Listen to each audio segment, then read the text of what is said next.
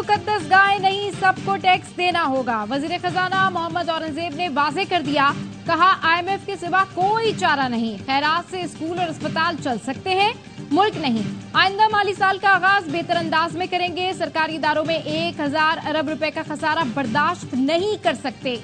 Pakistan steel mill बहाल नहीं होगी, वहाँ लोग बैठे हैं, गैस भी इस्तेमाल हो रही है। PIA की निजकारी से मुताल्लिक नतीजा जुलाई अगस्त तक देख लेंगे। इस्लामाबाद एयरपोर्ट की आउटसोर्सिंग का मरहला भी आगे बढ़ा है, जिसके बाद कराची और लाहौर एयरपोर्ट की तरफ बढ़ेंगे। रवा माली साल अहम मुआशी अहदाफ हासिल ना हो सके, इक्तिसादी सर्वे जारी कर दिया गया। मालियाती खसारा हदफ से तकरीबन 20% ज्यादा रिकॉर्ड, महंगाई को 21% पर लाने का हदफ था। औसतन महंगाई 24.5% रिकॉर्ड हुई, सरमायाकारी लाने का हदफ भी हासिल न हुआ।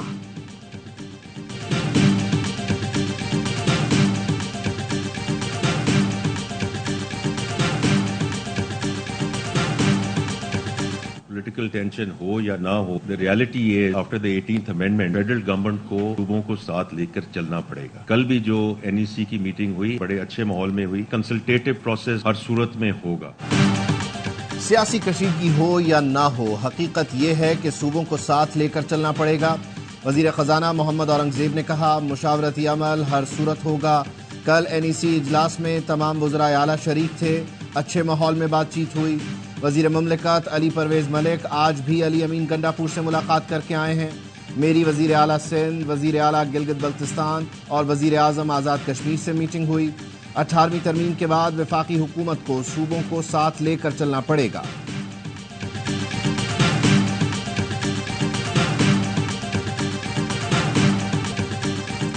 पीपल्स पार्टी ने हुकूमत को इदारों की निजकारी की भरपूर मुखालिफत का पैगाम दे दिया।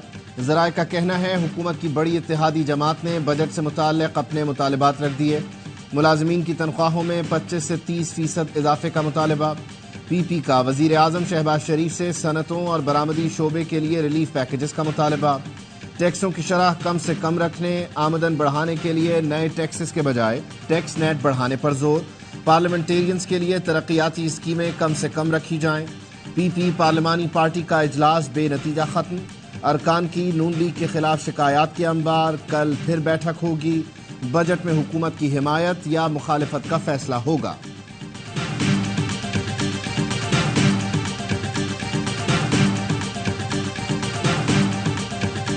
ठोक बजा के डंके की चोट पे फाइनेंस बिल पास होगा। अच्छा, ठोक बजा के डंके की चोट पे प्राइवेटाइजेशन होगी। उसकी डंके की चोट से मेरा मतलब ये ठोक बजा के होगी होगी होगी। जिन इदारों की निजकारी होना थी वो इस साल होकर रहेगी। फैसल वाउडा की ARY न्यूज की खुसूसी ट्रांसमिशन में गुफ्तगू, कहा कोई पाकिस्तान के आइन और कानून से बालतर नहीं, जहां जहां टैक्स लगना चाहिए वहां टैक्स जरूर लगेगा। पाकिस्तान में हर कोई टैक्स देगा, टैक्स का बोझ हर तबके को उठाना पड़ेगा। सिर्फ आम आदमी पर टैक्स लगाना अब मुमकिन नहीं है, हर किसी को अपना किरदार अदा करना पड़ेगा, गुंजाइश अब नहीं रही। नून लीग के रहनुमा खुर्रम दस्तगीर ने कहा, पहले से टैक्स देने वालों पर मजीद टैक्स नहीं लगना चाहिए, निजकारी हुकूमत के लिए बड़ा चैलेंज है। मोहम्मद जुबैर बोले, GDP ग्रोथ में कमी, कर्जे बढ़ रहे हैं, PDM हुकूमत ने 1.5 माह पेट्रोल कीमतें ना बढ़ाई, इससे ज्यादा नुकसान हुआ।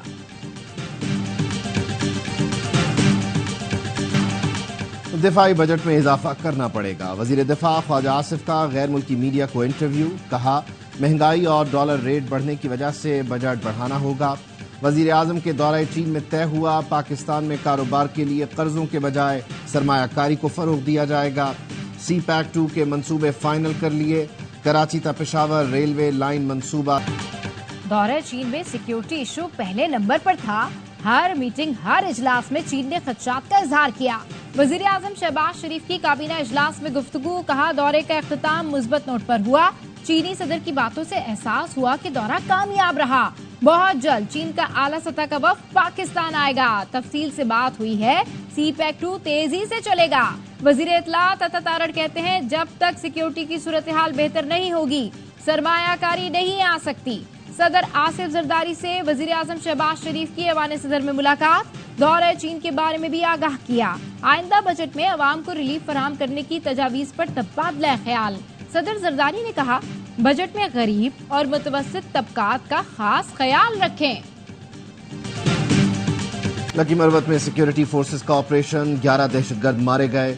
ऑपरेशन के दौरान दहशतगर्दों के कई ठिकाने तबाह। ISPR का कहना है कैप्टन मोहम्मद फराज की शहादत के बाद सिक्योरिटी फोर्सेस ने दहशतगर्दों के खिलाफ ऑपरेशन किया। वजीर आजम शहबाज शरीफ का दहशतगर्दों की हलाकत पर सिक्योरिटी फोर्सेस को खिराज तहसीन। कहा पाक फौज के बहादुर जवानों ने जान हथेली पर रखकर कामयाब ऑपरेशन किया। दहशतगर्दी के खिलाफ सिक्योरिटी फोर्सेस हमेशा आहनी दीवार साबित हुई। पूरी कौम सिक्योरिटी फोर्सेस के साथ खड़ी है। पाक फौज के शोहदा और गाजियों को सलाम पेश करते हैं। दहशतगर्दी के मुकम्मल खात्मे के लिए पुरअज़्म है। बानी PTI ने सियासी जमातों से मुज़ाकरात की इजाजत दे दी। चेयरमैन तहरीक-ए इंसाफ बैरिस्टर गौहर ने अडियाला जेल में साबिक वज़ीर आज़म से मुलाकात की। बानी PTI अपने साथ हुई ज्यादती मुआफ करने को तैयार हैं। सियासी जमातों से बातचीत महमूद अचकज़ई की क़यादत में करेंगे। गवर्नर खैबर पख्तूनख्वा फैसल करीम कुंडी ने PTI से मुज़ाकरात वक्त का ज़िया करार दे दिया। बोले PTI को कंधों और बेसाखियों की तलाश है जो उन्हें इक़्तिदार में लाए। PTI को सुप्रीम कोर्ट से NRO नहीं मिलेगा।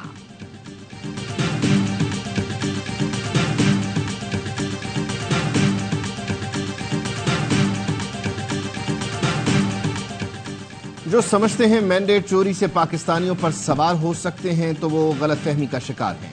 साबिक सदर आरिफ अलवी का ट्वीट, कहा गिरफ्तारियों और कत्ल से पाकिस्तानियों पर सवार नहीं हुआ जा सकता। बड़े अफसोस से कहना पड़ता है कि वो एक मुहलक गलतफहमी का शिकार हैं।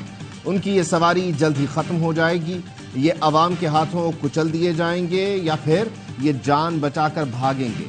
ये उस सरजमीन की तरफ भागेंगे जहां इनकी चोरी शुदा दौलत है। ये हमारी पार्टी पॉलिसी है कि अब हम मजीद किसी अलायंस का हिस्सा नहीं बनेंगे। खान साहब अभी हैं गिरफ्तार। खान साहब के बाहर की दुनिया अलग है और खान साहब की दुनिया अलग है। वो जब बाहर आएंगे तो फिर बात होगी, और बात होगी फिर बिल्कुल इस तरह से कि जिस तरह होनी चाहिए। पार्टी पॉलिसी है, अब किसी अलायंस का हिस्सा नहीं बनेंगे। बानी PTI इस वक्त जेल में है, बाहर आएंगे तो उनसे बात होगी। जो लोग बानी PTI का मौकफ सामने लाते हैं आपस में लड़ रहे हैं। अमीर जमात इस्लामी हाफिज नईमुर रहमान की प्रोग्राम ऑफ द रिकॉर्ड में गुफ्तगू, कहा सब परेशान हैं, सब फंसे हुए हैं। कोई हुकूमत लेकर फंसा हुआ है तो कोई अपोजिशन में फंसा हुआ है। मसले का एक ही हल है कि सब अपनी आईनी अपोजिशन पर वापस चले जाएं।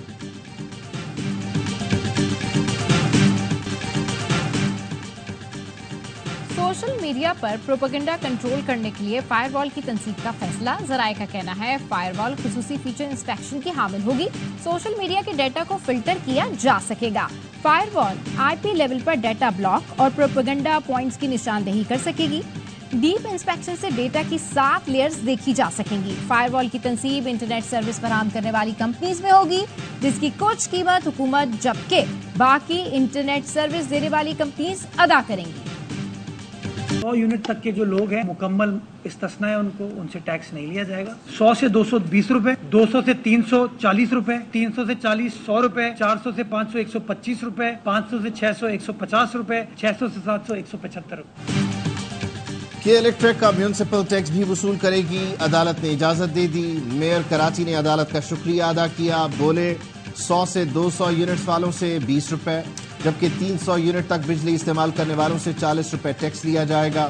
माहाना 4 अरब रुपए जमा होंगे। अपोजिशन इस मामले को इशू बनाकर अदालत लेकर गई थी। अदालत ने तस्लीम किया टैक्स लगाना काउंसिल का इख्तियार है। पिछले अदवार में फाइलें फेंक कर लोग कहते थे हमारे पास इख्तियारात नहीं। सिटी काउंसिल में अपोजिशन लीडर सैफुद्दीन एडवोकेट ने कहा कि इलेक्ट्रिक कराची दुश्मन है, बिल के खिलाफ अदालत जाएंगे। कराची में सिक्योरिटी गार्ड के हाथों कत्ल साद के अहले खाना का एहतजाज। सखी हसन चौरंगी पर एहतजाज करते हुए मकतूल साद की बहन ने सिक्योरिटी कंपनी के खिलाफ कार्रवाई का मुतालबा कर दिया। कहा मेरे भाई को बेगुनाह कत्ल किया गया, इंसाफ फराहम किया जाए।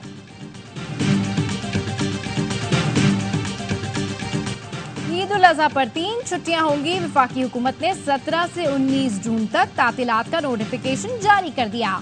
पाकिस्तान रेलवेज का ईद पर किरायों में 25% कमी का ऐलान। तर्जुमान रेलवे के मुताबिक किरायों में कमी तमाम मुसाफिर ट्रेनों की तमाम क्लासेस में होंगी। ईद स्पेशल ट्रेनों पर इतलाक नहीं होगा। और ईद कुर्बान की आमद खूबसूरत और भारी भरकम जानवरों से मवेशी मंडियां सज गई। पेशावर की रिंग रोड मंडी में बबलू और डब्लू की धूम। मालिक ने 47 लाख रुपए डिमांड रख दी। महंगाई ने सुन्नत इब्राहिमी की अदायगी मुश्किल बना दी। व्यापारी और खरीदारों में भावताव, मनपसंद बकरे, दुम्बे और गाय लेना दुश्वार हो गया।